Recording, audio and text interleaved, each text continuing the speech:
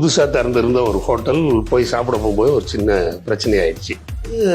அவங்க என்ன பண்ணிட்டாங்க, இமீடியட்டாக போலீஸில் கம்ப்ளைண்ட் பண்ணி ஒரு டைரக்டர் வந்து தகராறு பண்ணுறாரு அப்படின்ற மாதிரி.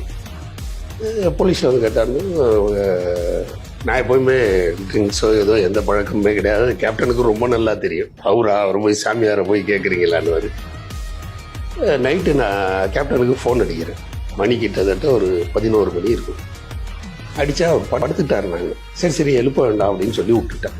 அடுத்த நாள் காலையில் அந்த பார்ட்டிகள் வந்து இவர் ஏன் கேப்டனுக்கு ஃபோன் பண்ணாருன்னு பார்த்துட்டு கேப்டனை போய் பார்த்துருக்காங்க.